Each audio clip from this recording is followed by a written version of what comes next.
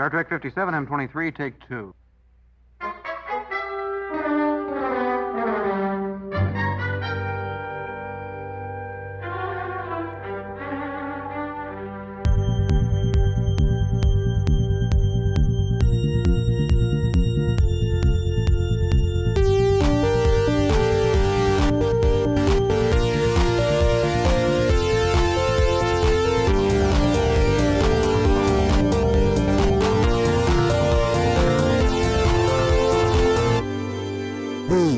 Star Trek Podcast.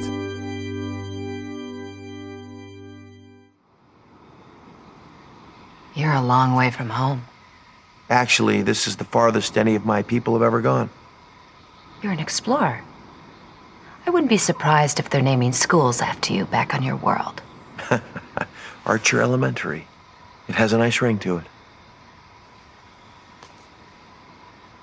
Can you show me where you're from?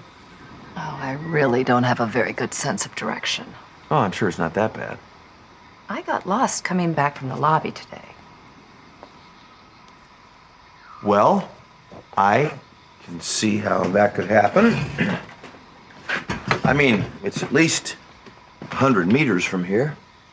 And all the villas look the same, You've just got to notice the subtle differences.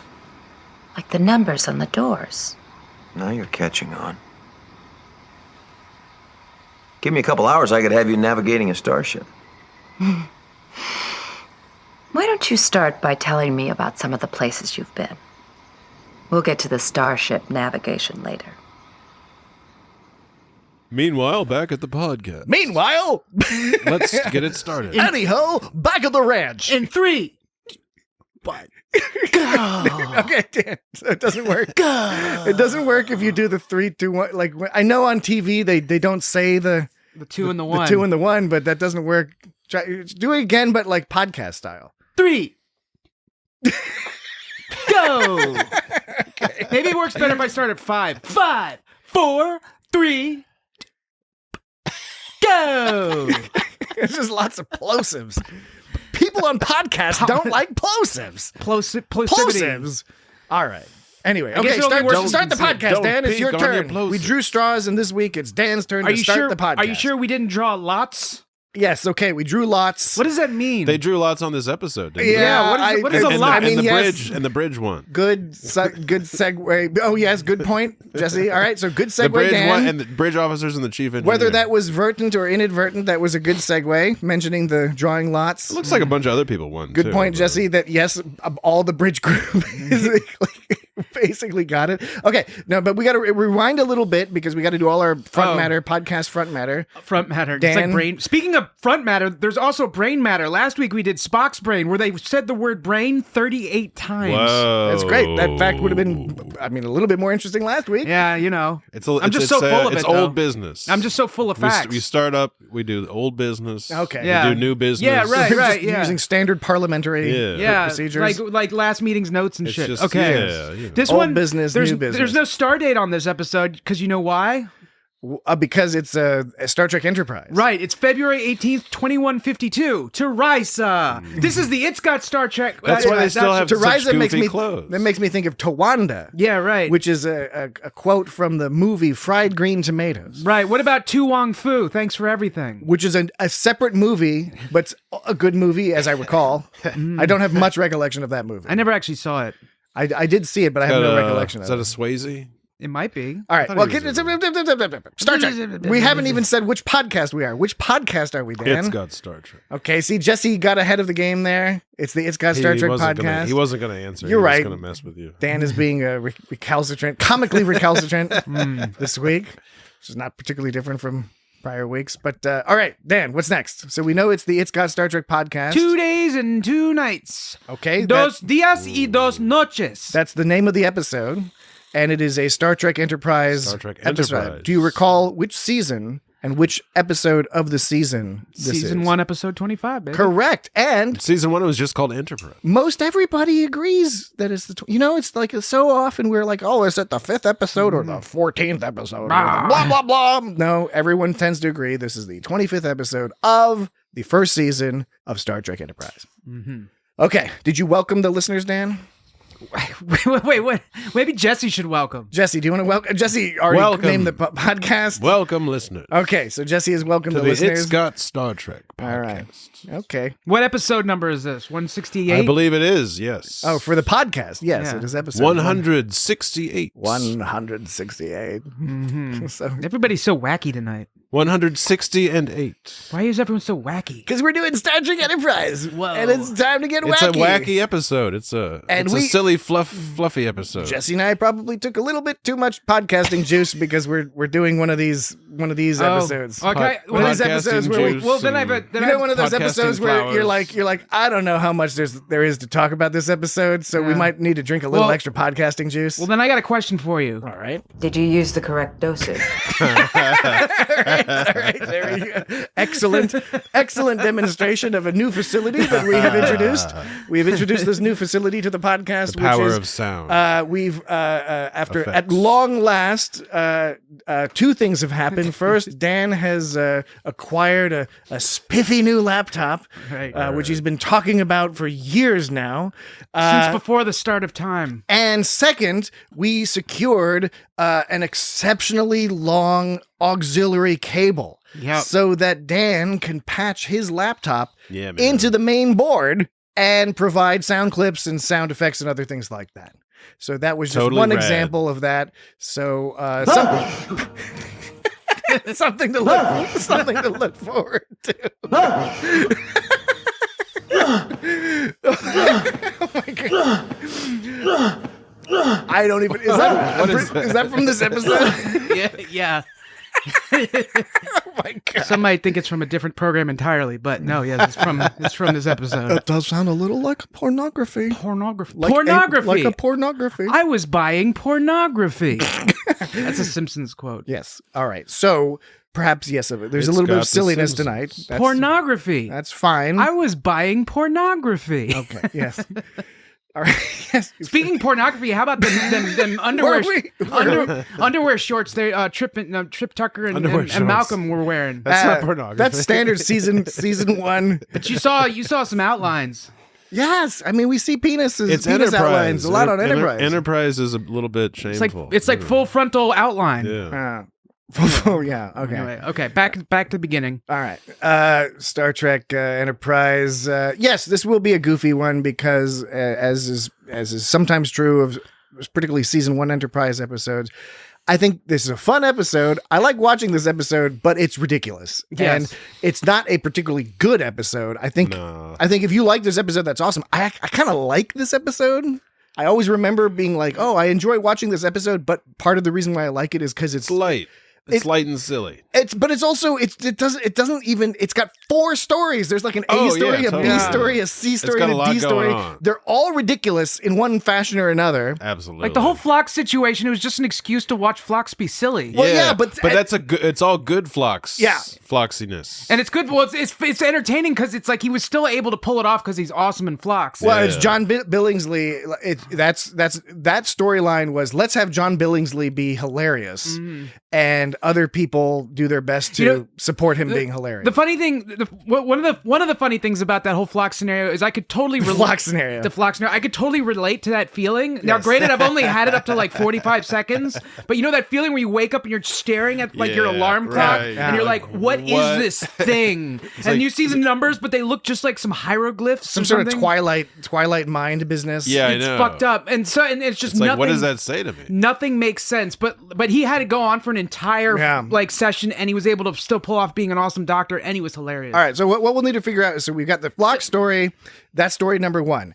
We have, of course, Would you call that Archer. story number No, 1? I'm not saying number 1. I'm arbitrarily. not in There's no- order. They're all equal. Yeah, whatever. So there's the Archer story, right, where Archer meets a mysterious lady. Yeah. That's a story.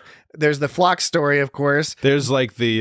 There's the guys being rapey, horrible, creepy, The- And like totally not gay. creepy, racist, Oh yeah. transphobe. This is the Starfleet where no one's queer. This is the non-gay. This is the 2001 Star Trek. Right. Yeah. Right. This is where that. That's where- a man. Nobody's quear in this Starfleet. So we'll talk about that, and then We're of course men. We there, like chicks. there's Yeah. the very light and the storyline with Hoshi, which is a very it's a cute little storyline. But again, there's 4 storylines. So they're all super simple. I don't know. Which one do you want to talk about first? Well, I guess we can talk about the captain and Kayla. Let's just sort of get that out of the way. Sure. Get the main plot out of the way. So that one basically... It took me a while to notice that she had funny spots on her because they're rather light. And usually, when you first see her, she's kind of in the dark. It's like nighttime. It's almost Trill-like, which, by the way... It's almost Trill-like. Which confusing. Memory Alpha says that Trill are the humanoid from that planet, but Memory Beta says that Trill means the humanoid and separately the symbiont. Right. Memory Beta, as we know, is not canon, but Memory Alpha is. So... I don't know what to say about that. Let's be careful with the assertions we make. We don't want to know that stir up a whole tempest in a teapot. Well, we have in the past episodes discovered through research that Memory Alpha is considered by most to be the one that's most canon. So Dan is stepping very lightly, and I appreciate that. No, this is what we researched. No, I'm in agreement with you. I'm supporting. I have no quarrel with you, sir. However, I'm just saying notions of canon are no, complicated. I know. Look, I know canon is. I'm with you. We're on the same boat. Yeah. Canons is like a silly concept. We grew up in the 80s. We got the vibe. Look, we're like, you got your on screens, you got your books. Look, canon you is. got your comic books. You got your TV commercials. Look, canon is fun. It's not to be taken. You got your cereals. Canon, yes. You got your decorative collective plates. Yes. Action figures. Some things are canon, some things not so much. Canon is fun, but it's not to be taken too seriously. But all I'm trying to make is the point that Memory Alpha is supposed. They claim, based upon the internet claims, because the internet They try to go by on screen because the internet is one opinion, as we know. The internet is one opinion. It all distills down to one delicious opinion that we all agree with. Anyway, so which is why we all like hearing each other chat. So the question is the Trill referred to both the humanoid form and the symbiont slug form? How about we write that down as a note? I don't know if that really pertains to this episode. And bring it up in an episode that has a Trill. Well, we were talking about Kayla and how she looks like a little bit Trillish. Well, I was just mentioning offhandedly that I didn't notice her spots first off. And I'm saying I ran with it? And I wonder what made her, all that alien, because it was just like she's just another sort of human lookalike. Yeah. So because they had a bunch at Ryza. They were, even the Ryzans just look like humans, but they got a funny mark on them. I don't even know what that was. That was mostly just background music. That one didn't translate too well. Dan, I'm just saying sometimes I think you've got a thought rotating in your head and you got to get it out, and so you find a way to get it in there. And I think this Trill comment was one of those thoughts. He thinks I'm manipulative. I don't think you're manipulative. I think there's a bit of a compulsion there, and we're happy to help resolve whatever's going on. You got to get that thought out of your head. I understand that. It's like getting a song out of your head. Archer's got like Surrak's big red book. Oh yeah. That's pretty. It's awesome. it's unabridged. Yeah. And the note from DePaul, of course, is very cute. Just to help you relax. It's right. very sweet, very flirtatious from a Vulcan point of view. Yeah, and he's reading it. So it's the complete and unabridged teachings of Surak, who is a Vulcan philosopher. Mm-hmm. It said then at the bottom, it said translated from something Vulcan by something of something. Like I couldn't make it was like the resolution was too low. Yeah, because I bet you Archer doesn't read Vulcan. To read what the cover was, but I want to know what the rest of those words on the cover was, because there were obviously words there, but it said translated from something Vulcan by something. Well, we gotta keep looking. Maybe it said who translated it. Yeah, well, I want to know who though. That's the thing. I want to know exactly. Did you look up on Memory Alpha or on Memory Beta? No, you didn't. Did you? I did. You did not do your due diligence. I did. I looked up Surak, and it brought up a picture of that book, and you couldn't read it from that picture either. All right. Maybe it takes some more digging. Well, there was, speaking of flirting, that Tucker said that he'll bring her, he's like, I'll bring you back a souvenir, Paul. And like, do you think he was flirting with her? I think he meant he was going to bring her back some sort of horrible disease. DePaul's probably already been to Ryza, right?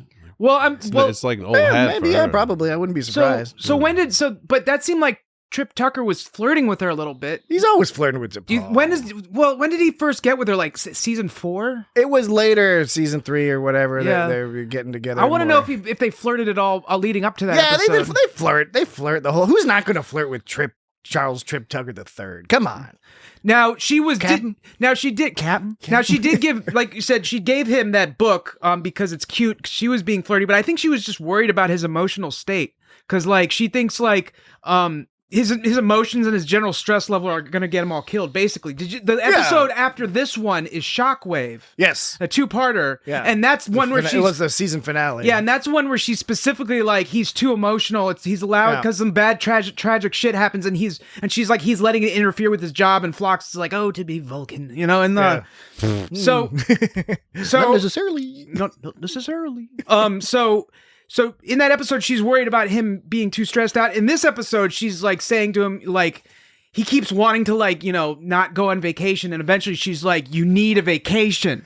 Yeah. Now, why would she be so into him needing a vacation? Just because you think it's strictly, do you think it's because she gives a shit about him? Or do you think like she's honestly thinks like, oh, he's going to get too stressed out and he's going to fuck shit up somehow?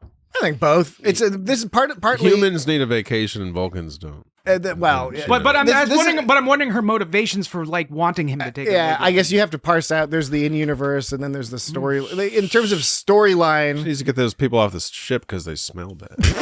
Yeah, that's true. Humans smell gross to Vulcans. It's a trope that the leader or captain does not want to take breaks and doesn't want to take vacation. Captain Kirk often had to be forced into it. Picard didn't want to get his headache checked out. Yeah, he never wanted to do whatever. He went to Risa that one time and he wasn't really that into it either. No, he was forced to go to Risa. He brought like Ulysses. Yeah, that's right, and Ulysses and a Horgon. But Dr. Crusher forced him. In this case, it wasn't the doctor forcing him; it was his first officer. But the same reason applied, which is you're the alpha, blah blah blah, whatever that means. You know, leader. I'm the leader. I have to be responsible for everything. It's like, no, you got to take a vacation, and I totally support that. I think Paul is correct. I agree with her too. It's just interesting coming from both. Well, one thing that's interesting, like Captain Pike, although we don't know as much about Captain Pike, we haven't seen as much about him. He seems to be more the type to be like, no, I need to fucking take a vacation because Strange New World starts with Captain Pike being like, I don't want to go back to being a captain. Right. I'm all fucked up. I need a break. Well, that was some fucked up shit. But that was interesting. You brought up though about Vulcans. Like, what kind of vacation, Jesse? Well, what kind of vacations do you think Vulcans need? You know, they probably take their own Vulcan style vacation eventually. But like, it's not like they, you know. Vulcan I'm style. Wondering if she can put her mouth where her money is, or money where her mouth is. Okay, all right, Dan. Whoa, this seems like Dan? I'm skirting on the edge of something, doesn't it? I know you to be a good man. So I'm very curious to see what comes next. I don't care what it tastes like. That was weird. That was a weird John Billingsley. It was good. It was a good one. All right. We're deviating from the Archer's story. So Vulcan vacation. You are now. We were talking about Archer taking a vacation. We were talking about T'Pol pushing him to take a vacation. And now you're talking about what kind of vacation would T'Pol take. Right. We're putting her money where her mouth is. You're putting her mouth where her money is. You're putting her mouth where your money is? Yeah. What? Is that what you said? Yeah, you're putting her mouth where my money is. I don't care what it tastes like. I fear that you have been influenced by watching this circa 2001 television show. Yeah, I think I have. And it's regressing. This episode. It's regressing your social morals. Watching those two wild and crazy guys, Trip Tucker and Malcolm. But we'll get to those guys because Vulcans like to meditate and they like to, right. That's what they say. I think they get freaky desert style. Okay, freaky. They eat some mushrooms. Freaky in the desert. Eat some cactus. So my question is and have serious. You can have fun hallucinations, but you can also have like serious ones. I think they have the serious trips. My question is, I know about is that T'Pol, can T'Pol, she can dish it, but can she take it? You know, she can make Archer go on a vacation, but would she take a vacation herself? Can she put her mouth where her money is? And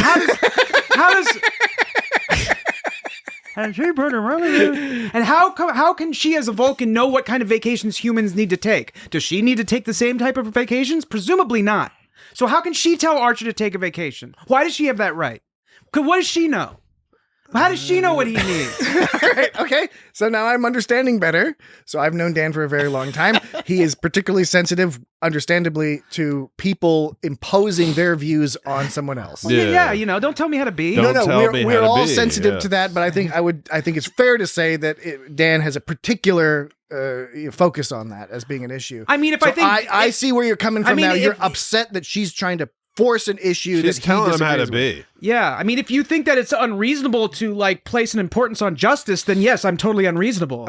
Okay. All right. Certainly one perspective is to put it through a justice lens.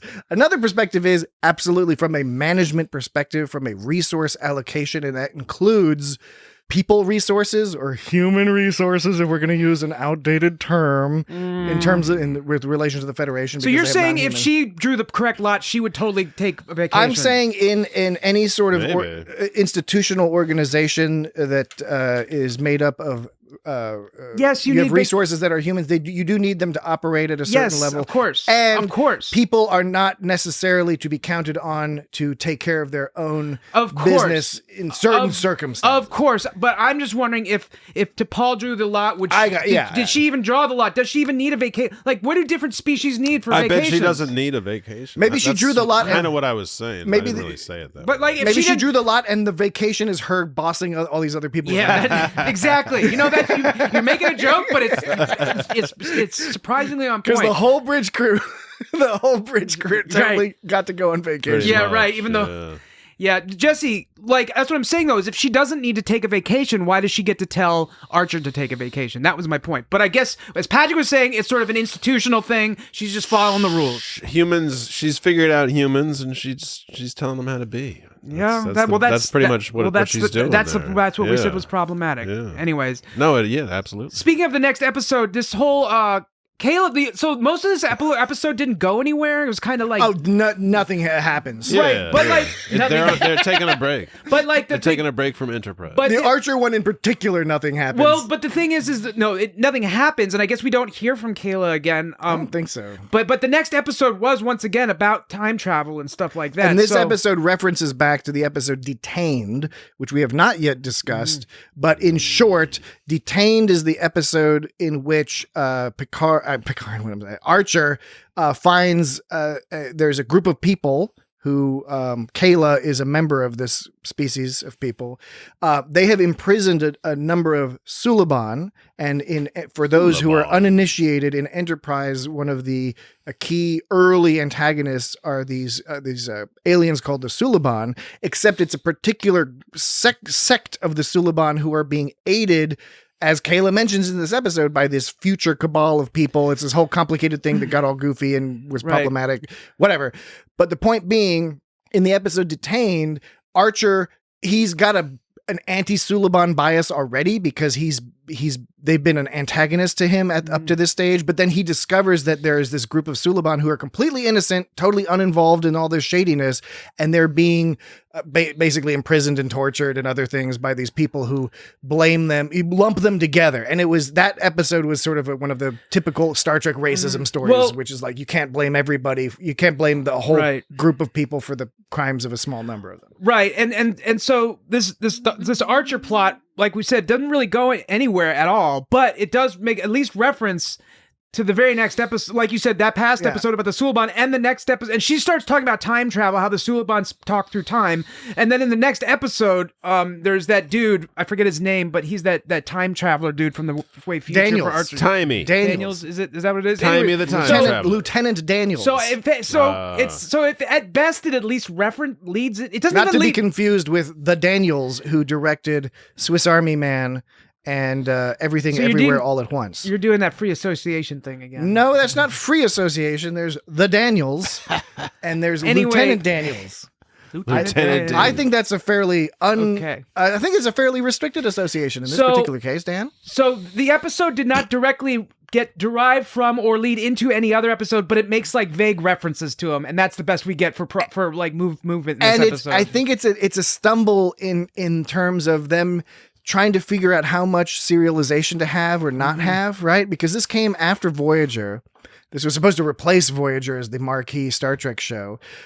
Voyager was episodic, but of course did a good job of there's character building and story building over the course of the seasons. Deep Space Nine was a little bit more serialized. But this was one of those ones where it's like, this is a very standalone story. Ship goes on vacation, except there's this plot that seems to have a direct relationship to other stuff that's going on. You don't learn much. You just are reminded of a previous plot.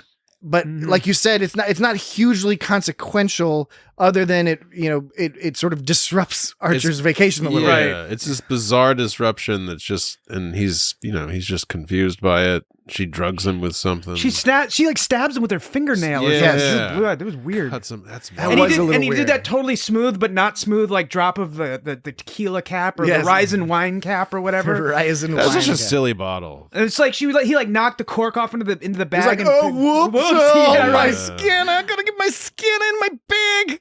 I just drop it here. I reach into my bag and get my skin what's he out. doing? Let's get my skin. She won't even notice because she's looking the other way. I got my skin. I'm going to do a really bio weird. skin. She didn't know what it is. She had one of those. She's some sort of alien. I'm going to send it to the ship, and the ship's going to tell me what kind of alien she is. She had one of those rat dogs too. Yeah, the dog was cute. But it had that weird rat face. It was all that, squeaky. That face that it makes where it's like, well, I meant a sideways face. I mean cute in a comical way, not in a I don't want to be near it. What about the yeah. What about the little boat with the seafood? That was fucking ridiculous. Well, okay. So a couple things I think production notes that we should make so that I think inform this plot line a little bit, because as we've described, goes a little bit nowhere. It's fun to watch Archer, relaxing. It's fun to watch him with Porthos, and he meets this woman. But nobody really learned anything. But yeah, and I think part of that relates to what was going on behind the scenes. So this episode was directed by Michael Dorn, and I think it's a well-directed episode. But they apparently, because it was so late in the season, they had no budget left for this episode. They went way over budget on a bunch of earlier episodes in the season. So there were a number of things, according to Memory Alpha and other sources, that they had intended to do to take advantage of being on Ryza. They wanted There to was do a war on. They wanted to do more of the outdoors, out and about stuff. I think we might have seen them having seafood on that boat, but they didn't have the budget for it. Right. So there's so many things in this episode that are just referenced. And even in some of the other plot lines, there's so many shots where it's just, you see a one shot of say Trip Tucker, for example, and he's talking and describing something, but you don't see the thing because they don't have the money for the makeup or the set dressing, etc. Oh, when he's talking about the aliens? Yeah, it's that sort of thing. So the point being, I think that was part of it. There was a budget issue. And I think the other thing is they wanted to do the mystery film noir type thing with Archer, and they just couldn't settle on which way to go. Yeah. I think that's what happened.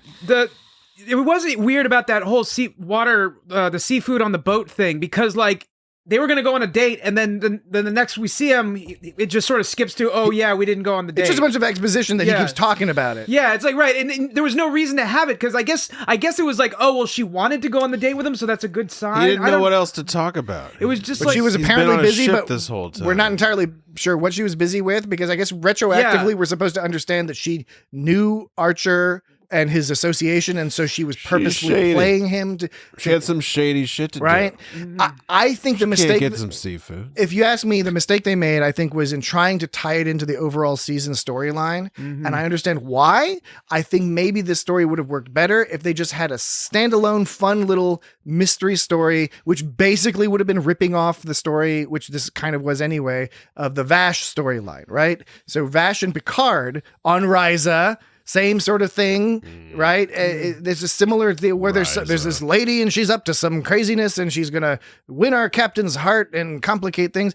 Yeah, it would have been derivative, but maybe, don't do an archaeologist maybe, but do something along those lines where Archer has this self-contained little semi-romantic storyline that he then doesn't talk about to anybody else, but that is self-contained and works better, as opposed to this weird oblique reference to something going on that then doesn't have any effect on anything. Right. She just kind of disappears at the end. Yeah, I don't know, man. I liked her swimsuit. Yeah, it was an interesting swimsuit. He had a weird... Now who's acting all 2001? Yeah, I know. That was pretty ballsy of you. Yeah, a little uncharacteristic. I apologize. How come he had? Do you think he was the only one with that weird white triangle telescope thing? Do you think he special ordered it? You like, why did he have one but she didn't? Oh, she didn't have one. She didn't have one. Well, maybe because that building is blocked. Its view is blocked by the other building. So you think it just came with the building? Yeah, maybe you can only see stars in one direction. Only certain rooms get the. That's an interesting. Never even crossed my mind. Other rooms don't have the same visibility. That's interesting. When he was sitting on the deck in the background, you could tell like it was that was CG. That wasn't a matte painting. So this is not a case for regular listeners. Dan, from the year 2000. Dan, for some reason, feels real bad that he sometimes doesn't notice that it's a matte painting. Patrick is projecting some weirdness because it's not projecting. Because what you're construing as me feeling bad, I'm actually that's just me wanting to better myself. That's me finding an area of weakness and wanting to get better at it. So we're not all born. You're doing just fine. We're not. Dude. No, I know I'm fine. My point I'm making is like, are you? You seem to think that because I want to improve parts of myself, that means I'm somehow like insecure and I think I'm a bad person. No, like we're not all born knowing everything, and that's how you get better at things by practicing and examining and studying and that kind of thing. I'm saying this is an area. Science. I'm saying this is an area where I was thinking, hey, I haven't looked at this stuff looked at this stuff too much. Okay? So now again, to clarify, maybe what Dan is referring to is that he is sometimes flummoxed. Why are you laughing? What's so funny about this? By matte paintings. But in this case, you were not. In this case, you were like, no, I'm not. This is fucking. I'm not flummoxed. I'm just saying, like, someone. You're impressed? So let's say someone who went to film school and sees a lot of these kinds of things. I bet they could see most movies and be like, there's the matte painting, there's where it begins, there's where it ends. I know it. That's good. And I don't have that ability yet. But through experience and repetition, we'll get you I'm going to get there. And you're looking down upon me. I'm not looking down because upon I'm simply admitting this is how one grows. I care about you. This is how one grows as a person. you. Do you know what it means to grow as a person? Flower. Now that is that could be potentially be interpreted as an insulting To rhetorical bloom. question. Do you know what it is to grow as a person? No, you don't, Patrick. No, you don't. It's okay to admit weakness. It doesn't mean that you are weak. It's strength to admit weakness. Okay. So, but yes, I agree. The special effects were pretty shitty. if that's what you're getting. But it wasn't. It wasn't like Spock's Brain Planet, where it was like a tundra with that matte painting. It wasn't terrible, but it stood out a little bit. I couldn't tell where that matte painting began and ended in the Spock's Brain. In the Spock's Brain. Yes. Okay, but yes, in this case, the water you could tell it's CG because the water was kind of moving a little bit, and it was moving like in a Sierra Games. Yes, right. King's Quest. King's Quest style water movement. It right. was, yeah, it did. It looked really bizarre. That nighttime animated GIF, old style. Mm-hmm. This is the first time that Earthlings get to go to Riser, right? Mm-hmm. Yep. They're the first ones to get there. At least the first ones that we're familiar with. Yeah. But some kind of space pirates went there, I bet. But I did think it was funny because I've seen this episode a number of times, including when it first aired. And I've seen it 3 times. I think this time when I was watching Archer, sit down, he was reading his book and he was taking a sip of his drink. And this is the first time I was like, yeah, that's a good vacation. Because I think in the past I was like, oh, what are you doing? You're getting cooped up. It's a really nice room. You should go out and check it out. Look at the beach. Go look have at the fun. beach. Go look at the beach. I don't think the beach didn't look good. But I was like, no, man, you have the beach in the background. Just hear the waves. The room was cool. Read nice looking room. History of Middle Earth. Yeah. Volume. Some Middle Earth out there. 8. Had his dog with him. Some Wheel of Time. Yeah, run. Chilling with his dog, Porthos. Yeah. Strange ladies hitting on him from across the way. I looked up both. Scott Bakula was born in 1954. Okay. And are you determining the age difference between Scott Bakula and the actress who played Kayla? Yeah, which I had a second ago, but I lost it. But you lost it. But she was born in 1955. So they are age appropriate. They're age appropriate. That's good. I gotta figure. Oh wait, here. This will tell me. Her name is Day Young.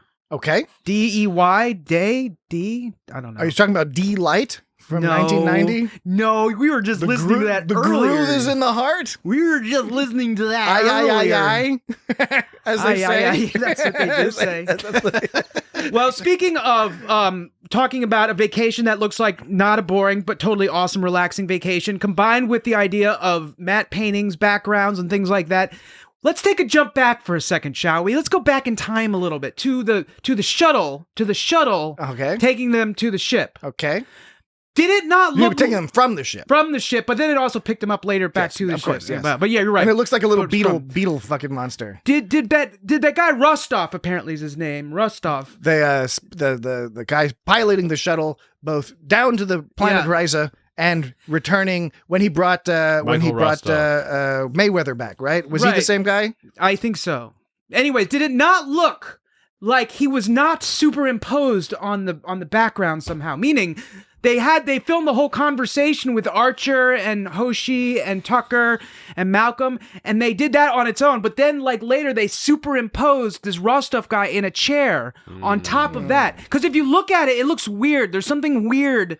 See? I don't know. See, this is me studying. That is you studying. Maybe you are finding the This guy seams. studied. The seams that Jesse and I did not notice. But it's You probably seen the seams that we didn't see. it probably turns out that I'm wrong, and they were actually all filmed in the same room. But to me, that chair and Rostov facing the camera looked like it was sometimes over it's top. it can be a lighting issue could have too. been. Sometimes you'll see somebody walking outside or something, and it'd be like, are they superimposed on the? And then it turns out no, it's just because the way they have the lighting makes them look weirdly separated. Oh, I thought from you the meant like if background. you're on the street, like out in the street, like taking a walk, and you see someone else taking a walk, you're wondering if they're No, I meant- superimposed. I did not mean. I meant watching television. Watching television. Yes. I figured or that out. streaming. You're blowing my mind. But this also relates to Archer having a nice, relaxing, boring vacation because, like, on the shuttle, he was being such a drag to everybody. Like, he was asking, like, what everyone was doing, and like his response to everyone was just like, "Well, just be careful." Well, he's Just like the be dad. careful, He's you like the know? dad of the ship. And he was all just like, and they ask him what he's doing. He's like, "I don't like to have fun. I'm just gonna go hang out with my dog in my building place." I'm just gonna jerk off, read books, and jerk off, drink iced tea and jerk off. Yeah. All right, But like, speaking of jerking off, how about this? I suggest we take a quick break. okay, I And wasn't then- done talking about that scene. Okay, you can keep talking about the scene, or do you want to talk about it when we get back from We break? can talk about it when we get back. Okay, how about that? I just finish come it back- up. All right, and then you can finish it up, and we'll have an awesome time. okay. Moving on to the other, Yeah. much more ridiculous stories. Okay, we will be right back.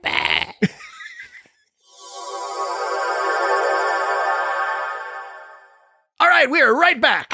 We are right back. We are right back. We We are are. We right. have concluded We have all the business that we right normally backed. conduct or transact during the breaks.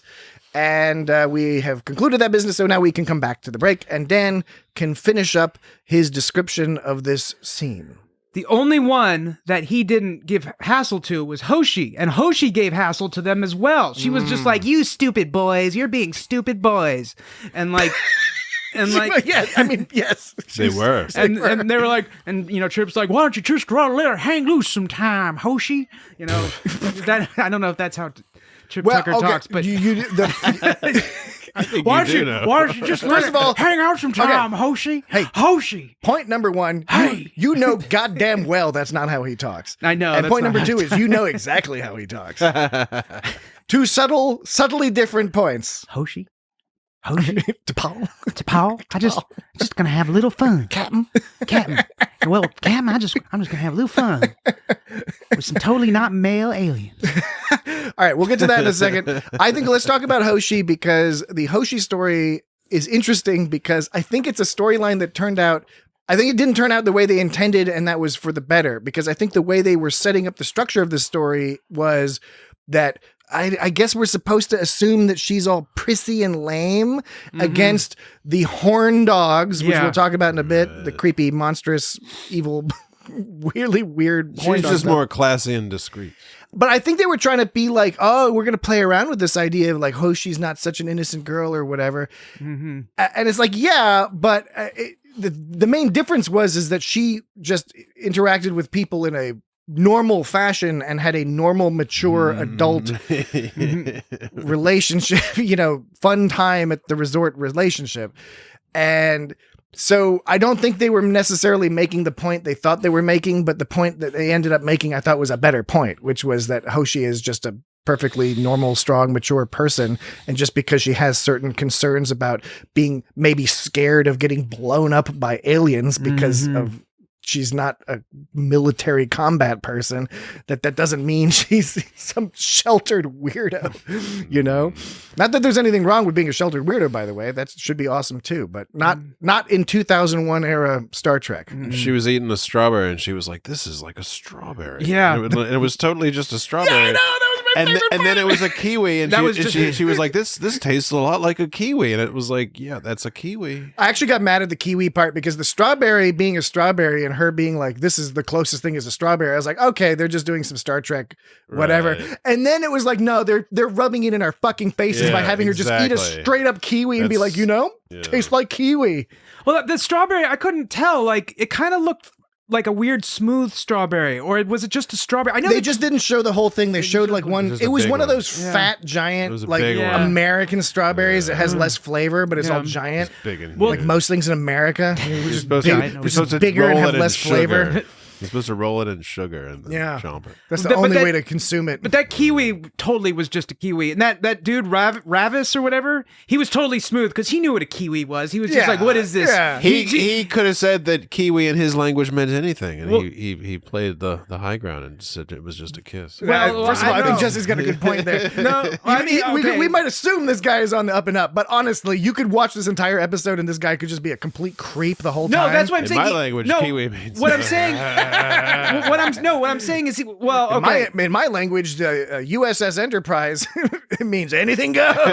No, I was saying he was being. Let me show you. He was being like smooth in that he was saying like, oh, I don't know what this is, and she's like, oh, it's a kiwi. He's like, oh, kiwi. Oh, you know what that means in our language. Yeah. And so he was just setting her up for a kiss. But you're saying that kiwi didn't mean shit, and you're saying it was even worse. See, I thought he was one step bad. You're saying he's two steps bad. I'm just saying he's super smooth. I don't think he's being a naughty bad guy. No. But I think you could. There's nothing in this episode that would prevent you from completely assuming that. Now he seemed like a nice enough guy. I think either way the lesson is the same, because in the end Hoshi's like, hey, you didn't take advantage of me. I'm doing whatever the fuck I want because I'm just a regular old person with regular old wants and needs and living my life. Yeah. And you're cute and you've got like weird plastic on your face and you talk all sorts of crazy languages and your planet name is all like did you write down the whole planet name, Dan? I think that's a place in Wales, isn't it? I was gonna say it sounds like the place of that one town in Wales that's got that long, the Right. So, like, first of all, that old couple, that Ryzen couple, that dude was totally enamored with her. That old dude with the gray hair. He's like, oh my god, he was so amazed by her. I got this feeling like he was just in total shock. She apparently knows 40 languages. Apparently, we know that Klingon is tough with the conjugations. I find it a little hard to believe that she learned Ryzen in like a day, but of course that's... Oh yeah, no, it's completely absurd. I mean, I know it's supposed to show us that she's some kind of genius when it comes to language, but I think she was presented as a linguistic genius. But like there's still... there's a degrees. We're talking about alien languages here. Yeah, right. So but whatever, I guess that's fine, I guess. But it was a little ridiculous. But apparently that language, if you say it slowly, it changes its meaning. It changes its meaning. Yeah, which I like the idea. It's absurd. This is one of those storylines where there's not a lot going on. There's some fun ideas. They don't take them too far, but that's okay. It's fine. We have 4 storylines here. If they had cut it down to 2 and fleshed them out a little bit, maybe there could have been a little bit more interesting. But I mean, there's not much interesting here. The whole point of this storyline is, again, that Hoshi is not quite so sheltered and innocent as previous episodes might have made it seem. Now, granted, it's the people writing this show wrote her that way. Yeah, wait, so it's like... Okay, but do you think it's like, because at the beginning she was all being like, you guys are a bunch of pervy boys, and she was like, this is how I'm spending my vacation. I left my translator at home so I can learn even more. That's how I'm going to have my relaxing time.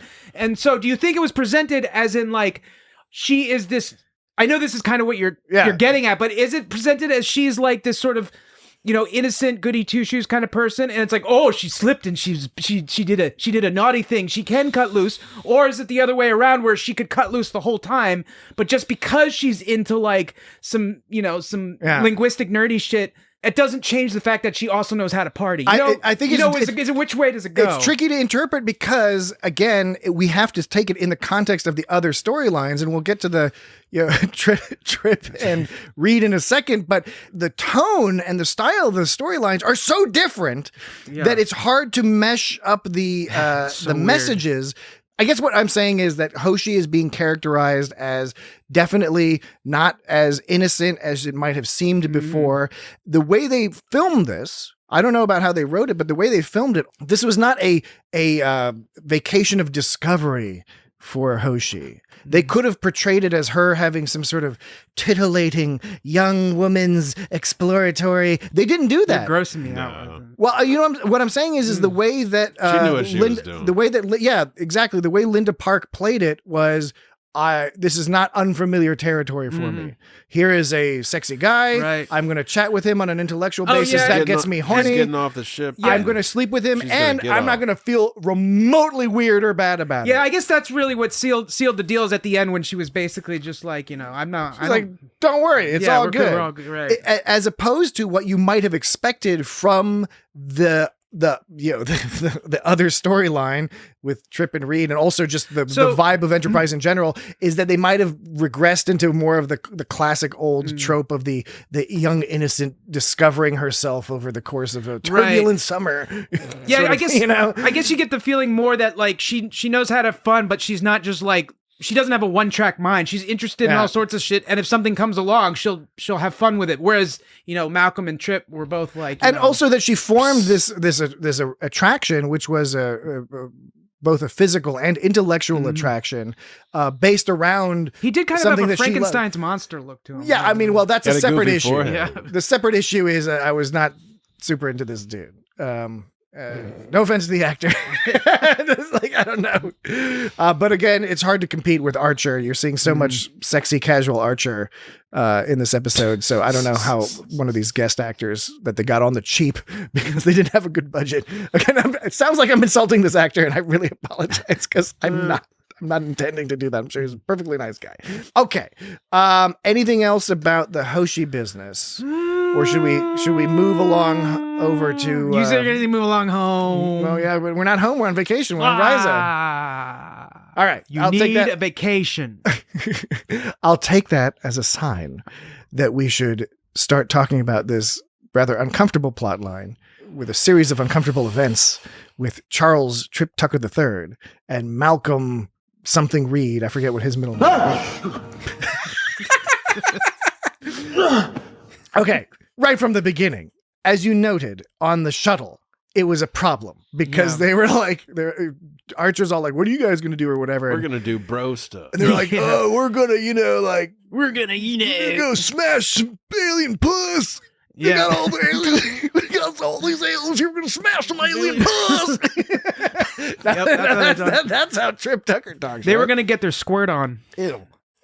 What I did was charming and funny. What you did was gross. I mean, it's true. Granted. I'll grant you that, sir. I think T'Pol wanted Archer to get his squirt on, honestly. I do agree. Yeah. I think but he didn't. Yeah. He almost did. He almost It wasn't his fault. Maybe that's what led to all this stuff in the next episode in Shockwave is that he didn't didn't get a squirt on. I was going to say he didn't complete his journey, his vacation journey. Right.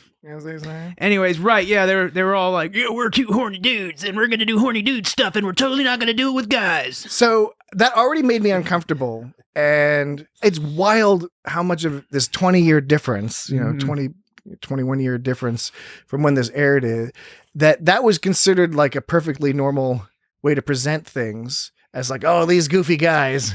And it's not that you can't go out and be like, yeah, we're military fellas. We're in the Navy and we want to go have sex with a bunch of people on shore leave. That's what shore leave's for. Yes, but it's very subtle and it's a little hard to communicate, but it's the manner, it's in the way they did it. That's the problem I have with it. It has this weird violent lasciviousness to it that made me uncomfortable because I like both these characters. Enterprise has this problem sometimes where you like these characters and then they say or do horrible things and you're like, oh man, why are you saying that, Trip? Yeah. Yeah. What is it? Malcolm said, like, I wouldn't know which eyes to look into. Yes. It was like that, which is just kind of let's xenophobic. Let's move on to that. So after the shuttle, they get to the bar, and the bar is where it gets 10 times worse. Okay, yeah, so right. So on the shuttle, yeah, Tucker's like, Malcolm and I plan to broaden our cultural horizons, and it's like how we choose to relax is our own business. You know, there's clip. What's easy? What's the point? Supposed to be cosmopolitan or species visiting. Yeah, so they're basically Malcolm. Yeah, so there. I always love our editions of Dan reads through the scripts. Yeah, live on air. Except I only like mumble half of it. Don't forget, Dan. We said for our Patreon we were going to do episodes where you just read Star Trek scripts. Oh, right, that's right. Straight through from beginning. Yeah, but you got to pay for that. That's going to be like only at the $100 a month. Yeah, you have to pay. Patreon You have to pay on ridiculous. Because we interrupt him when he mispronounces things. Yeah. We can sit here and be like, right. Like, oh, Yeah, I don't do the sound effects. Jesse will do the music background, and I'll make the sound effects. Yeah, I don't know if I could live with myself if I charged people money for something like that. So look, I'm not saying we got to be pro-capitalism or anything, but this is going to impact your career, your monetary career. Don't you want to be somebody? You got to charge for things. So yeah, don't right. you want to be somebody? I just think that we're getting a little too big for our britches. How about this? I think what we do then is, since we'll get fewer people on the Patreon, we'll charge more. So it'll be $1,000 a month. Okay, you're right. You're right. That would work. Does that make like does it make you feel better? That makes sense. The less people you get, the more you got to charge. So right. if yeah, precisely. So if maybe $10,000, there's like a special $10,000 club, and that just gives us them a live feed of whatever we're doing throughout the day. Right. All right. So, what we were talking about, in the bar, Charles Trip Tucker III and Reed being overtly racist, specious, whatever we'll use the term racist because functionally that's what it is. Well, your first clue that things were going to be off is when the very first shot of him and Trip Tucker's in that white fucking outfit, and, he's making that sort of like pursed lips, kind of like horrifying, but like terrible face, like he's checking out the room. He's like, He's like, what's the talent like in this place? You know, it's upsetting. I don't like it. That wasn't the Trip that I knew. But both of them were doing the pursed lip thing, but Trip it looked a little weirder on. I think on Malcolm it looks a little more natural. Well, it's a classic like American dude helping the British guy score some exotic ladies. Is that classic? It's a thing you see. You know, in the WW2 movies. Yeah. You know, like, hey there. It's usually Jack, a WW2 thing. Come on this way. I'll get you laid down at the old A&P and P and Poo. A&P. The P and Poo. Okay. But yeah, so they're in the bar. They're talking about the eyeballs. And this is where we start getting the hints of the bit of transphobicness, which shouldn't be, on the one hand, is not surprising from this era, but it's also... It's not something that jumped out at you in a lot of other Star Trek shows, right? Again, Enterprise trying to add in this sexuality, presumably to gain ratings. They were talking about T'Pol's mating habits. Yes. That was kind of weird. This is a case where, maybe you could just call it clumsy, but it's a little weird seeing Starfleet officers be all like, I don't know how many eyes to look at. I don't know. I don't know if that's a male or a female. I don't think that's the right pronoun. Yeah, right. They're incel, like femoid. Are they a femoid or a man meat? Yeah, when Reed's like, she's interesting, Tucker goes, I don't think she is the right pronoun. But if you think it's... I don't think she's the right pronoun. But if you think it's worth the risk... Yes, the risk. Right. Because that would be bad. That sort of homophobic. That's gay. Yeah. That's funny. It's funny that we're not gay. Heavens to Murgatroyd, my penis is brushed up against another penis. The humor comes from the fact that they're like, some partying dudes on the town, and we think they might be accidentally gay, and they didn't mean to be gay. Butts. Oh no, we're trying to put off this image of awesomeness. It's the Navy. Oh no. And instead we put off an image of homosexuality. Oh no, silliness. It was unfortunate. Yes. It was sad because it was so overt. But they got what they had coming to them. Well, and so here's the thing, right? Like, part of the problem here is that this is just it's annoying to see this in Star Trek. I think the added problem is it's such a silly trope. Yeah. Right? It's just such a... It's not like it's... You really knew what they didn't even invent their own homophobia. They just used good old-fashioned classic homophobia. It was plain old, yeah.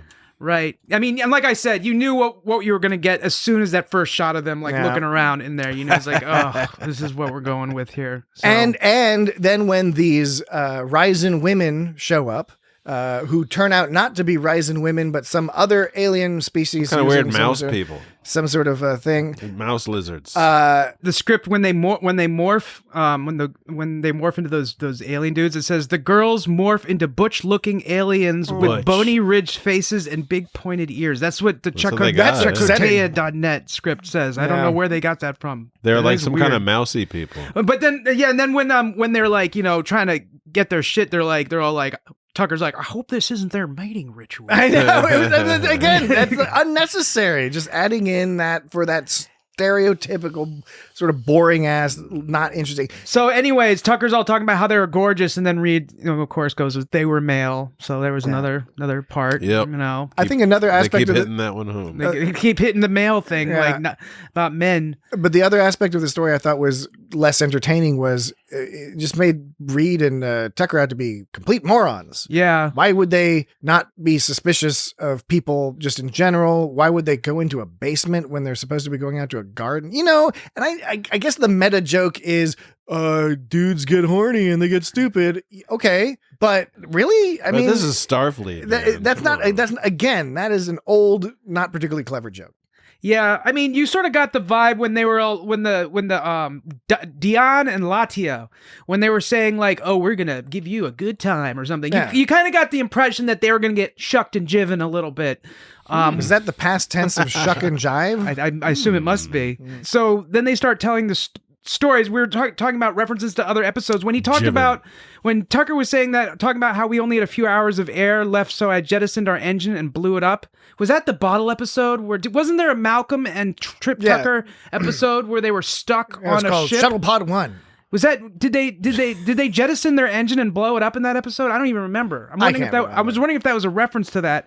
Probably. And then they was talking about like how when Reed was like, the time you saved Enterprise in your underwear. Now I don't think that was in reference to any real episode. I'm wondering if these I were think that based was on just supposed to something. be titillating. Oh, I think he's often in his underwear and often saving the day. He is. The first episode he's in his underwear with T'Pol.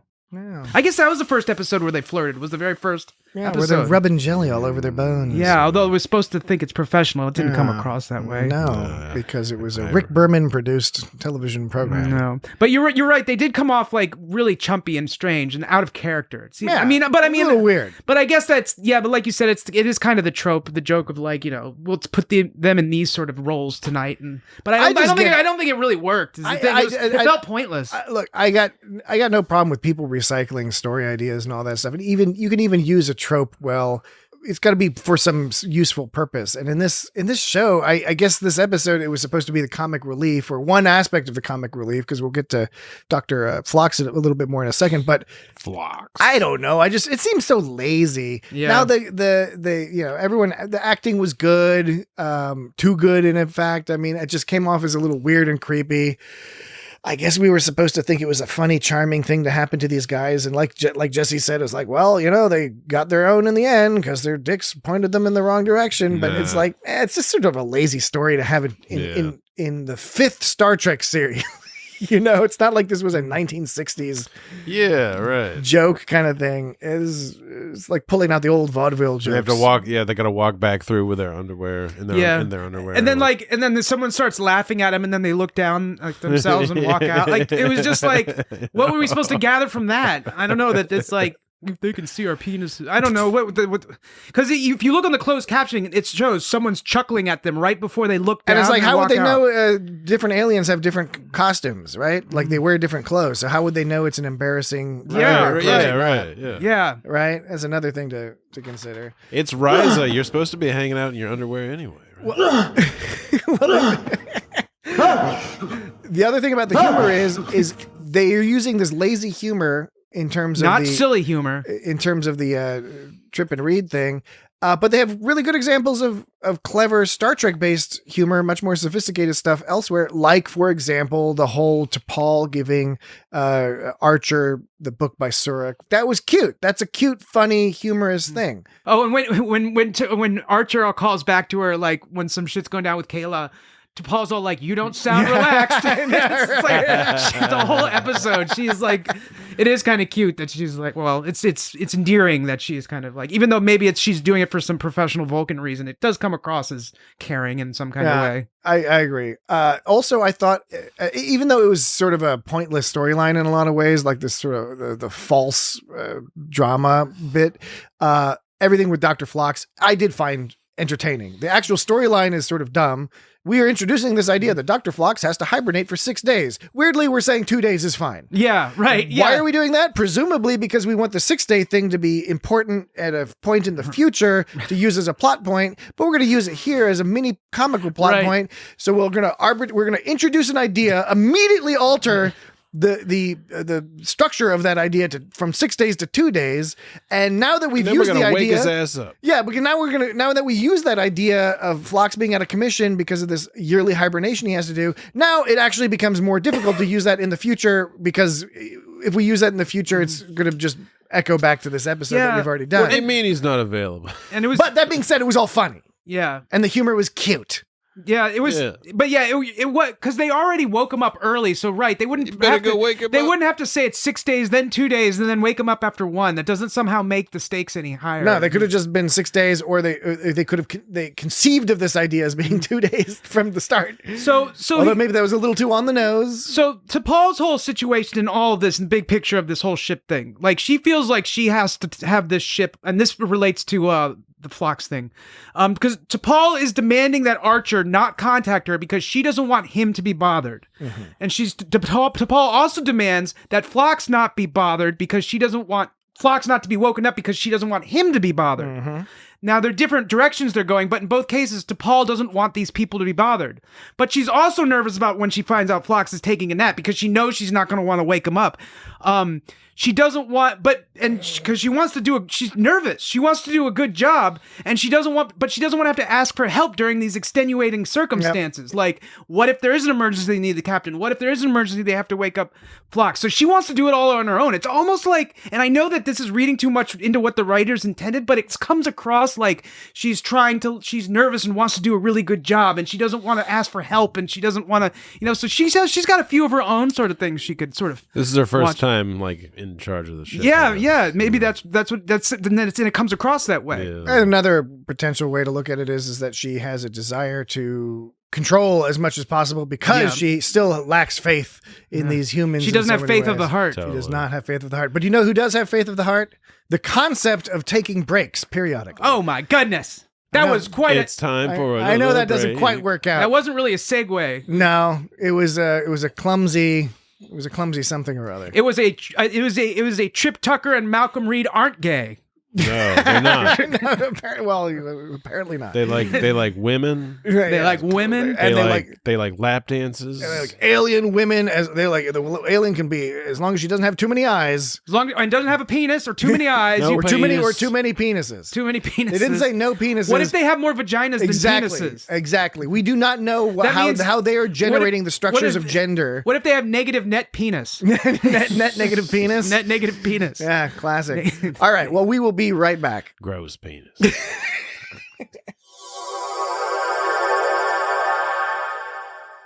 Okay, we're back. So Phlox. Now we can finish up the show. finish up the show talking Finish about. up the show. So when they What went, if we took a break and then we just never came back and everybody was like, "What happened?" That's bound to happen. So we'd release one of these days. We'd release Yeah, a, right. We'd That's how life is. So we'd release a podcast that's like 12 hours long, but only the first 30 minutes has us talking, and then the rest has us being It's like, just like, wait, we'll come where'd back they- from the where'd break, they and it'll go? just go be Where'd they empty. go? That'd be something. They disappeared. Yeah.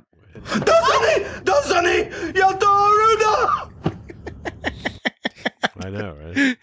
Oh, John Billingsley. I don't care what it tastes like.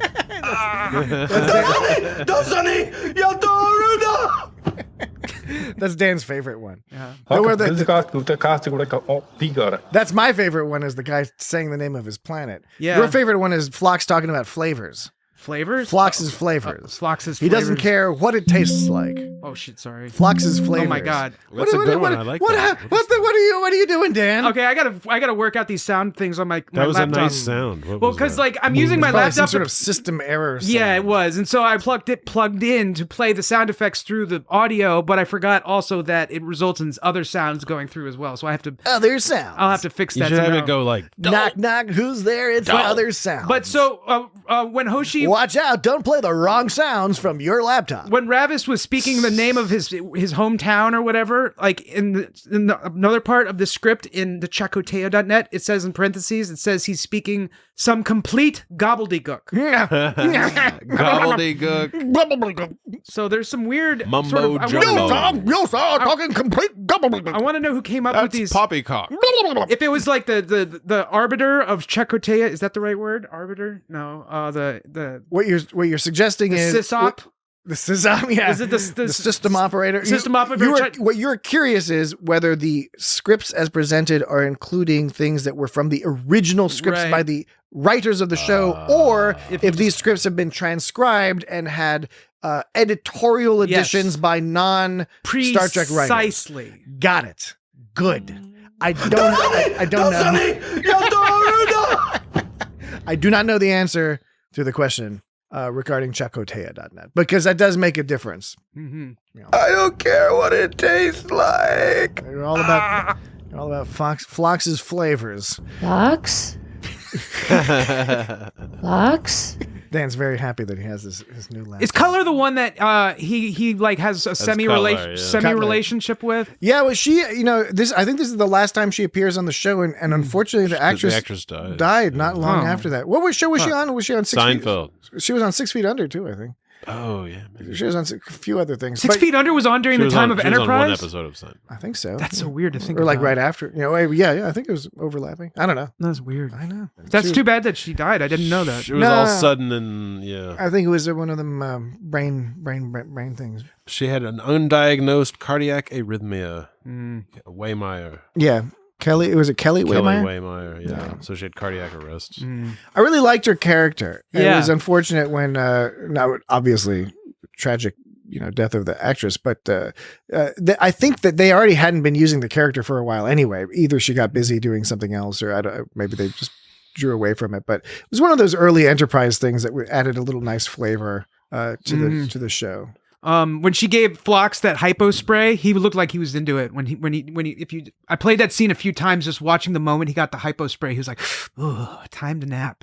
Oh, yes. It looked like it was a really relaxing hypo spray. Again, John Billingsley is a fantastic actor. Yeah. And he's got all these physical things that he does So- that really convince you of And the I know alienness. And I know we've said this several times, but I think it's worth repeating that none of these stories accomplish anything. No. Like the Phlox thing was entertaining. All it did was the only reason for and it introduced this idea that he needs to, one of many ideas they introduce about Phlox, that it's like he's got the many wives and all this stuff. Now we have this idea that he's alien in that he has to sleep for 6 days a year. right, and it was just an excuse. But he's awake the whole rest of the time. But the whole thing, him being awake while he was past that, like, this episode was based on tropes that were not necessarily related to the characters, because like Phlox's whole deal is like, oh, Phlox is awake after like in the middle of his hibernation. He's acting weird, but he can acting still a get the little job drunk. done. But like none of this really had to do with anything Star Trek or Phlox or even Denobulans. It was just kind of like the joke was He's tired. The joke was he was tired.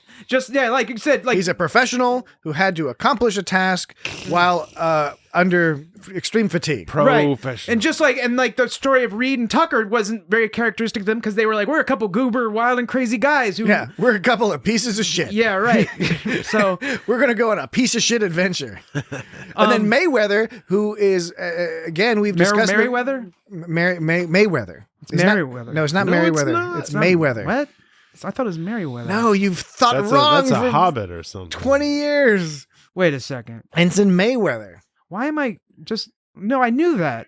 It's Mayweather. Yes, I know. No, I knew that. It was Why are you- Mayweather. Why are you can't argue against yourself. Oh, okay. I'm sorry. No, it's all right. I don't know why I'm But I'm Mayweather, tripping. chronically underused, because Yeah. he was a good, cool character. The whole idea of him growing up on these long-term, low warp freighters and all that stuff, totally went underused. Mm-hmm. And here again, it's just, he's just going to be the guy who gets hurt and then gives us the opportunity for Phlox to do stuff. There's like a lot of Right. times where That was Mayweather is racist. just like, Mayweather is That's going to get racist. killed or hurt or whatever so that somebody else can do something. Yeah. And Racist, unfortunately, racist. not enough him. Yeah.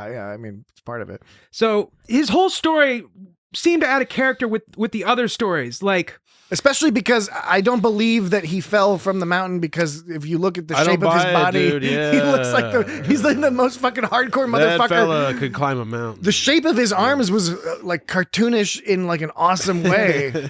He's like, that dude is not falling off that fucking mountain. he's got a hold I don't on that buy mountain, it. yeah. I'll buy beaming and I'll buy godlike cues, but I'm not going to buy that Ensign Mayweather is going to fall off of a Ripley mountain. well, the thing is, the mountain kept changing forms. Still don't buy it. Yeah, I think he could do it, man. So for whatever reason, when I was watching this the first time, I thought Mayweather was taken over by someone's body too, because of those morpho beasts from the previous scene, and like how there was this whole sketchiness with Archer and Kayla. Well, like, right. It seemed like everything on Ryza was your like, mind was is reaching out deceptive. for some reason to have this episode exist. Everything But, on like, Ryza was deceptive. You're like, it seemed. something must be happening here, because otherwise, why am I watching all this? right, exactly. What am I watching? But no, it's kind of 'Cause like it's what, on TV. No, it's like what Jesse just said though, where it's like, things are not what they seem. Kayla Right, is not what right, she seems. right. These aliens are not what they seem. So maybe Merryweather's not what he seems, but he was. He just fell off. and It was Hoshi's- just bad writing. And Hoshi's date also, I remember,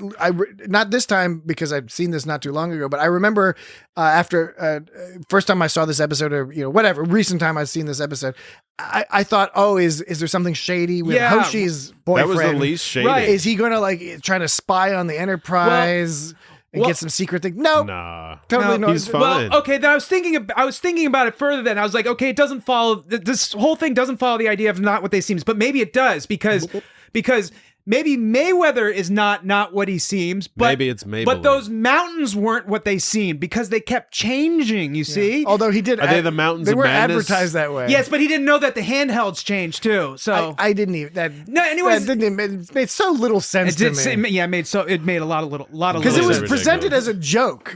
He's like, "Well, I didn't know that the handhelds changed." Right, I was like, "Wait, what?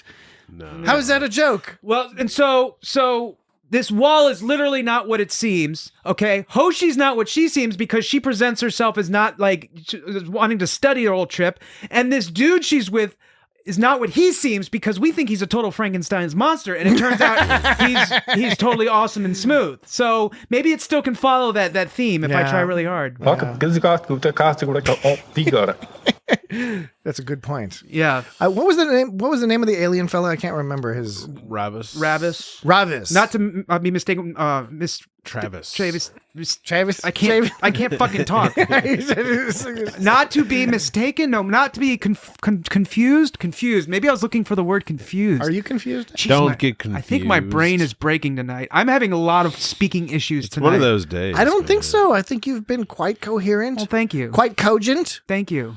You're doing just fine. You've Thanks, been putting guys. one word after the next in a reasonable order. But God damn it! Oh. I did a poor. I spake too soon. I spake too soon. I did a poor impression of Trip Tucker. I was like, I'm Trip Tucker the Third. I'm Trip Tucker the Third. Oh, I thought you were doing that on purpose. Maybe I was. Wasn't that I called bad. Mayweather Merryweather. Like, Yeah. I'm No, having that some was problems. upsetting. That was was a little. weird. That's the thing. I'm glad that I happened was later like, in the wait, what the podcast. fuck? Yeah, because people would have turned it off. No, because there's always the people on the reviews or social media was like, well, they didn't know it. They thought it was Merryweather, not Mayweather. these guys, They don't know what the fuck they're talking about. It'd be nice if you at least knew what the characters were called. I'm not going to listen to this show ever again. It's like, yeah, I'm not gonna. These guys think they know more than me. They don't. That's true. People take listening to shit really personally. I said Sometimes people Merriweather. do. They do. It's like, why should I? I'm not going to listen to these guys. They're not better than me. It's like, we never said we were. It's like, you said something wrong. You're not better than me. I'm not going to listen. Yeah, it's like, okay, don't listen. But We're not better than We're not. them. We're not putting ourselves out here because we think we're better than anyone. It's fun. We're not better than light anyone. Entertainment, you know. Yeah, right. We're the worst. a brief distraction. What from makes the- them think that they're allowed to be listened to by many people? a brief distraction from the many horrors of the day is that's all we provide. So you could make a podcast too. You can do it too. Oh, don't but worry. Why they are will. you doing it? Why you don't have the right? You called him Merriweather. Ah. You have experience in radio, don't you? Oh, that was This was more of an internet thing. The radio thing that was like a long time ago. Yeah, the radio thing is well. Anyway, I was an intern for a radio show. intern. All right, radio business. Anything else? Anything else to talk about? I know there got to be a few odds and ends. I'll start with. How about this? I'll start with one particular odd and end. That couple that was talking to Hoshi. It was just funny how it was directed because on the one hand they seemed like they were enjoying their conversation with Hoshi. But did you get some swinger vibes from him? Yeah. And you got swinger vibe from the Little bit. guy, It's and Riza, then when man. they got up and left, they were like, "All right, well, we're fucking out of here." And it's like, wait, you just happened to talk to them at the end of their dinner, and they're like, "Well, we got some shit to do. Like, you can come hang out with us It's later or Riza, not, but man. we're leaving." I don't know. It was just like a funny setup because I know they were trying to, and then they had this whole thing with the other guy was like lurking in the background. Yeah, right. Listening to this whole thing, so it was just presented in an interesting way. It seemed like a setup. Yeah, it was really weird. Something was being like a setup. Yeah, I don't know. I've been watching a lot of White Lotus lately, so any now when I'm seeing things that take place in a resort atmosphere, That's a sinisterly good show. everything seems all sinister. All right, other odds and ends. When Phlox fell back asleep, I cut. Did you say when Phlox fell back asleep? Did you say flell? No. When he fell back didn't asleep? say that. My ears may have been mistaken, but it sounded like you said when Phlox fell back asleep. Well, by the way, okay, Dan's giving me a real dirty fucking look. No. It's not a big deal if you did say that. Daggers. If you didn't say that, I'm freely stating right now, it So could be my ears that are broken in this case. So you're allowed to say you said something wrong, but I didn't say you said something wrong. But then as it soon as amused my ear. as soon as I notice it's like, man, I've been having trouble this episode. You're like, no, you haven't. No, you haven't. You're wrong. You have low self-esteem, Dan. You have low self-esteem. Dan, why'd you say that word wrong? That's not right either. That's the second later. Dan, that's not right. You said the word wrong. You did say something wrong. I will calmly point out that I did not say anything regarding your degree of self-esteem, low, high, medium, or otherwise. See, you're doing it again. You're just contradicting me on every turn. I'm just defending You're myself. trying to negate You're, what you you're said. contradicting me in contradictory statements. No, I'm not trying to contradict you, but But that's what you are doing. I'm trying to clarify. You know what I said? Phlox fell asleep. And I said fell asleep. You heard fell asleep. Wait, just now did you say Phlox fell asleep? No, your ears are broken. You fucking asshole. Phlox fell asleep. Phlox fell asleep. Phlox fell asleep. But It's more like an optical illusion. It's like it's an auditory illusion. Yeah. It's an auditory illusion. yeah. That's right. Oral illusion. Oral. Oral. Lux? Lux? Okay. So Phlox fell. when Phlox fell asleep, I said it right. I don't know. That was right. I said it right. I heard it different. I made it a point to listen to myself, and I said it perfect. Say it again. Phlox fell asleep. That part was better. That one was better. Oh my god. Lux? Oh, my belly. Oh, So Phlox fell asleep, my abs. Oh, my abs are so sore now. and it cut to a shot from him sleeping to Archer being passed out on the I ground. don't have that. Yeah. Did you notice that? Yeah, it was good. Michael Dorn did a good job with what he had. I mean, it wasn't anything Michael amazing. It was Dorn. just fun. What's the deal with this Rostov guy? What's the deal with the Rostov the guy who is superimposed in the shuttle? What's the deal with this guy flying the shuttle? They were trying to make an extra crewman. Was he guy. in any other episodes? Yeah, he was in other shows. Just like with What are you talking Cutler. about, Jesse? Yes, he's an actor. He was probably in different shows. Okay, just like with Cutler, I think a very good Well, I thing. watch TV. I think something that Enterprise did very well. That, for example, Discovery has been criticized about. I think with some justification. Rostov has his own memory alpha page. Yes, of course. So Enterprise was good at filling out the corners of this ship. So you had the main crew, Yes. but they gave names, they gave lines to these. They had the same people over and over again. Yeah. Who Whereas- was that guy in engineering that like Donnelly or something? Yeah, exactly. And then they had the Mako people show up Mako. later on. Enterprise was good at that. And better than, say, for example, on TNG and Deep Space Nine, there were a lot of people who were, it was always different people because it was such a huge place. Yeah. Voyager, I think, was pretty good at this. Enterprise, I thought, did a really good job. Yeah, the D had like a whole hundreds of people on Well, there. it was like over 1,000 people. Yeah, Crew complement 1,000 on it. people, Yeah. yeah. So, like, you know, they just had a bunch of people. They had no, like kindergartens and shit. And to be fair, early TNG, they did have people, regular extras that were hanging around in engineering or whatever. So I don't want to say they didn't have any of that. But I don't know. Enterprise felt more cozy. Felt more like you knew more of the people who were like lingering around in the background. Yeah, certainly did, Ali. So What? that was He was from joning on you. that was some Abbott and Costello. I think no, who is that? He certainly is Ali. Yeah, that's Abbott and Abbott Costello. and Costello. So none of Oh, them. Ollie. Yeah. I thought you said Allie. No. Why would I Ollie. say something like that? I was confused by that. None of them asked why Malcolm and Tucker were wearing Malcolm robes. and Chuck? I didn't say that. Well, Malcolm and Tucker Chucker. were in their robes. Malcolm and Chaka when the robes were on. Chaka when the walls. Yeah, okay. But what they were in their robes. Nobody asked why they were in their robes, and you could see the outline of their penises. Yes. Nobody asked about that. The road. Yeah, it was the whole like final shuttle scene. I liked it. Well, but it was weird. They asked about the smell. And, Yeah. and then Archer was just like, "Well, I bet you guys had some fun." He's all like, "Man, bet you guys had some fun."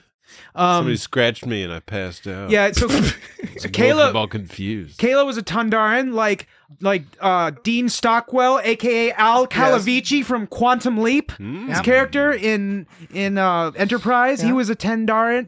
Oh yeah, okay. Yeah. And then, like they tried, they even like in the episode, it's like they tried to make a link between her and him because he was the guy who headed up Right. that prison. But then the colony. episode shut itself down. It was like, no, Yes. they don't know each other. Yep. It's like, what the fuck? Exactly. Yeah. Yes. Good point. I'm glad you brought that up because that's an important point to make, referencing our earlier point. Yeah. It was just it didn't go anywhere. It's Just, like- it was just this fluffy. They gave themselves opportunities to go somewhere and just like It just didn't. we're just like, no, we're not going to do it. Yeah. No, we're not going to. We're not going We're not there. going to follow our own ideas. It's too expected. No, it's 2001. we will not follow There's a through. new television show. There's on a the war UPN on. network. No.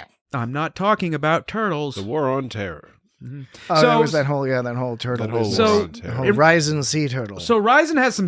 I guess she got bitten on the foot by a Ryzen Or sea did she turtle. just step on it and it was all spiky? I did like the writing. Did it bite her? I like that scene because, again, this is not a particularly well written episode, but that was an example of a form of exposition where we're learning about the characters, but we have to sort of discover it in the text. We're discovering it as it goes along. They're not just telling us what happens. We have to sort of be like, oh, okay, I guess she got bit on the foot by like a turtle or something. I thought she just stepped on it. All it says, either that or all that, it says she stepped on is that she stepped on it, but then it doesn't explain what about stepping on it hurt her ankle. But it's That's another what- thing like So either oh, it bit her or it's spiky. everything on Ryza is not what it seems. There's these Yeah. there's another Camouflage turtles. hidden danger. Or maybe Yeah. she just slipped on it and twisted her ankle. Well, you're both just you a both wee bit. you both could be right on this one, but you're right, Jesse. It's totally not what it I mean, seems. Land generally good people don't hurt turtles, so you know. Wait a minute. What are you? This is conclusion are you trying to draw? also proof that she's shady. Well, she didn't. You think she stepped on those turtles on purpose? Yes. That's fucked up, man. Jesse's reading something into the text that Dan and I are not seeing necessarily, but that's all right. Apparently, they have some really sugary drinks on Risa. The wine is sweet, according to Kayla. And then It like, looked really and then like the Tucker was all like, I don't know if my head hurts from them some sweet Mai Tais or being the Ryzen Mai Tais. The Ryzen Mai Tais. I think were getting those guys knocked were out. sitting there so long, like judging like the game that like Yes, they're prey in their venery. because they're hunters. Yeah. They Penile hunters. they were putting away a couple, like several of those Ryzen But Mai Tais. you know those were some sugary drinks. They like 'em Absolutely. sugary. They in look Risa. sugary. Yeah. Yeah.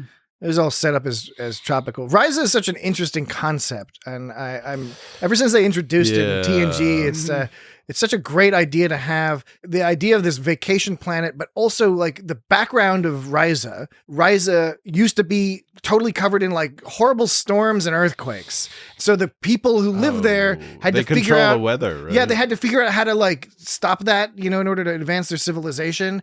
And the side effect was that they made a pleasure planet, right? Because like a pleasure because planet. since they had no choice but to control the tectonics and the weather, that technology let them make a perfect paradise. So that's like the comment the lady makes, like, "Oh, every night on Ryza is nice." But the joke about Rise is that everybody's always banging, but it's not always just about banging. Like there's all sorts of stuff to do on Ryza. Yeah. I bet. I mean, because You can that go, like, dude rock that dude was climbing. climbing mountains. You can go sailing And jet since skiing. there's weather control, so you know, like there's awesome, Just a pleasure awesome planet. gardens. It's just a pleasure Yeah. planet. A whole planet of pleasure. Do you think it's a whole planet of pleasure? It's a whole planet of pleasure. It's a whole planet of That's pleasure. crazy. They probably have like a country that's just jet skiing, just like Jet Skisville. Yes, yeah, jet ski country. Yeah, Jet Skiica.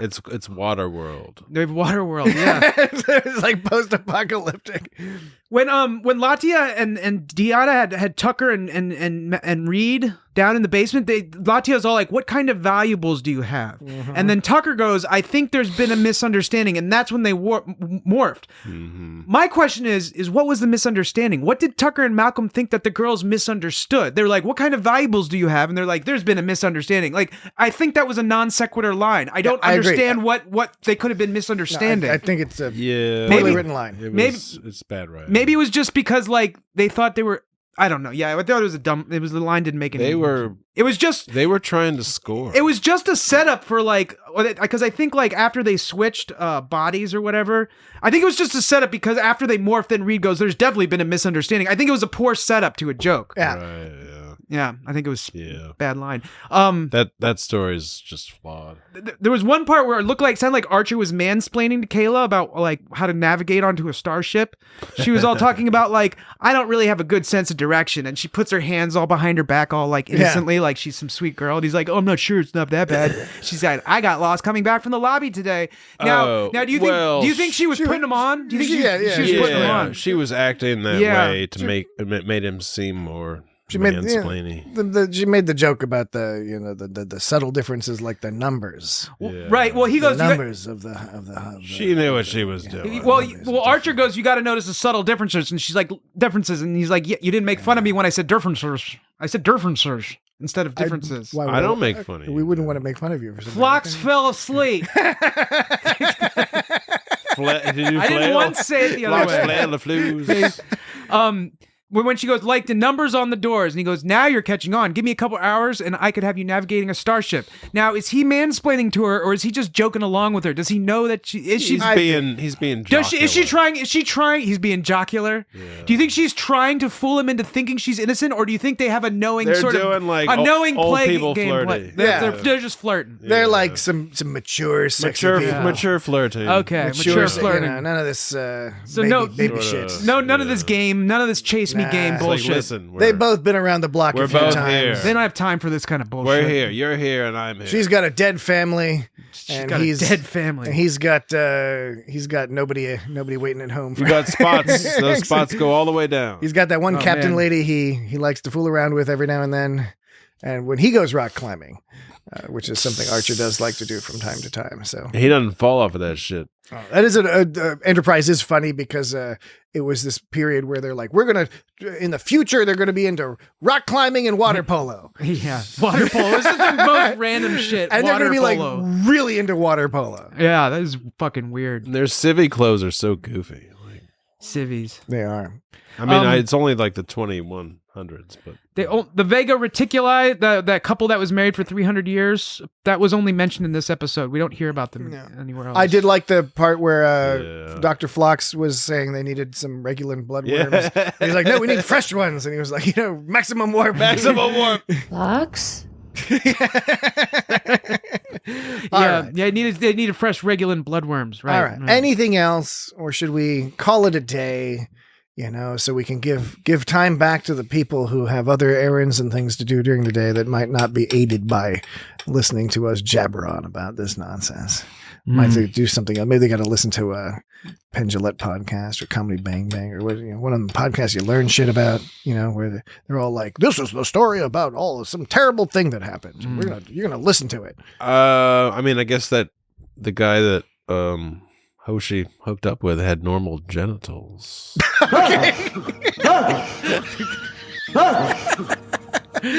All right. I don't think we have enough time this week to sort of discuss what you mean by normal genitals. Well, I mean genitals that agreed with like a human knew what to do with them. I mean, did you say genitals that agree with a human's genitals? Yeah, the genitals lined up. I'm not saying I don't mean normal and abnormal. I just mean like genitals. It worked out with Hoshi. I don't care what it tastes like. The anatomy was compatible. That's all I mean. Okay. Yes. I thank you, Jesse. I think Did that you makes use a the good point. correct dosage? Dan is doing what Dan does. Did you use the correct dosage? Okay, so I think we've got the most of our points out. So we'll do the back matter for the podcast. Back matter? The back matter. Back tack. What do you want? You want some of my back matter? No. That's fucking disgusting. No. You know what I mean. There's the front matter at the beginning of the show. You want some of my back matter? At the end of the No, that's back country. Back country. He wants my back matter. The podcast is the It's Got Did Star you Trek use the correct podcast. dosage? Yes, this is the dosage of podcast you've received today. The It's Got Star Trek podcast. Next week, A healthy dose. Next week, regular listeners will know that the Dan's patented and proprietary algorithm I'm going to call it a Dangorithm now. will. Please don't. Well, I mean, I guess you can call How it whatever you about a bitsa-rhythm? that Bits of rhythm. the algorithm will tell us what we're going to be watching next Bits week. of rhythm. You can look at our website to find out what we're going to talk about. We'll post it by Wednesday or Thursday. Our website is www.itsgotstartrek.com. As you can also look at social media at It's Got Star Trek on social media. And we will tell what we're going to talk about next week. Picard starts up soon. New Picard. So when New Picard starts, we'll be talking about New Picard every week. We will. So that's something to look forward to. When does it start? It's up? the 11th birthday. 11th birthday. This is my 11th birthday. Gandalf. February 16th is when the third and final season of Picard premieres. And so our show following that, I think, is on the February 20th or something, is when our coverage of that will start. All right. But that's something to look forward to. We're not there yet in the intervening time. We will be basically following the algorithm. A couple weeks off. So with that, we hope you enjoyed, some bits and pieces along the way here. We did. You found it tolerable. I laughed hard when Dan started saying Phlox, Flex. What were you saying? If you listen back to it, I said Phlox fell asleep. Flex, Yeah. Phlox, Flex. You'll find that- asleep. And that whole thing about putting her mouth where the money is. Yeah, that was funny too. That was a I great liked that one. part. Putting her mouth where That's the some money classic, It's Got Star Trek. I don't care what it tastes like. That was just Patrick. I know you were projecting some kind of like idiocy onto me or some kind of rock. You know marble that. mouthedness. You know that. Marble mouthedness. You know that. Marble mouth. But I never once said Phlox fell. I can't even say it. I'm trying to say it. And I can't even do it.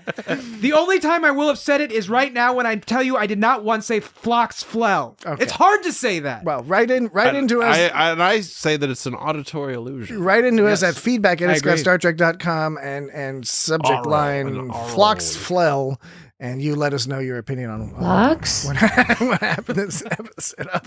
Otherwise, with that, we will talk to you around this time again next week. All right, bye-bye.